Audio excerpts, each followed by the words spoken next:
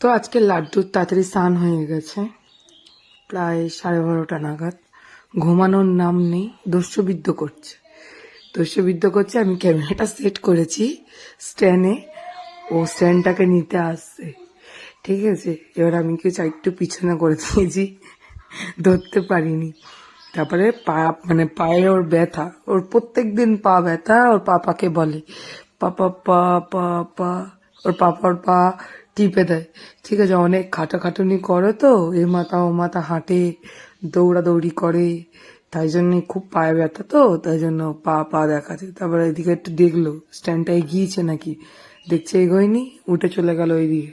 এবার কি নিয়েছে একটা হাতে, আমি দে, তারপরে দিয়েছে, ভালোভাবেই দিয়েছে, কিছু কাঁদে টাঁদে নেই। তারপরে এই যে দিয়েছে দেখো। তারপরে লাঞ্চ ফাঞ্চ কমপ্লিট করালাম, করিয়ে নিয়ে তারপরে ঘুম পাড়াতে নিয়ে যাব, কারণ এখন ঘুমাবে না। 3টে 3:30 নাগাদ ঘুমটা ঠিক পায়, তখনই ঘুমায়, আবার 6:30টার মধ্যে উঠে পড়ে। টাকা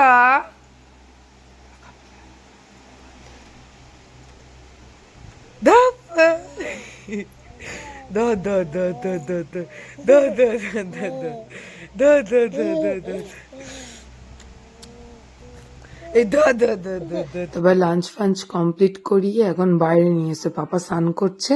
ওর বায়না, আমি শ্যাম্পুটা রেখেছি, ও শ্যাম্পু নেবে। আচ্ছা দিস না রে, আমার বাবা করে দিও না গো, দিও না। ও তা সত্ত্বেও ওকে দেবে, ঠিক ওর মুছে মাছে ওর হাতে দিয়েছে। আমি দিও না গো, দিও না।